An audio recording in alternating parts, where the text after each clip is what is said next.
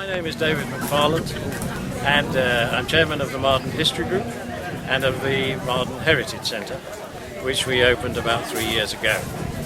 We have to pay £1,000 a year to the KCC for space in the local library. It is a marvellous site for us and for the village. This event today, commemorating the Battle of Britain, is in aid of that Heritage Centre, which of course does, in a sense, preserve the history of the village. Like velvet if you please.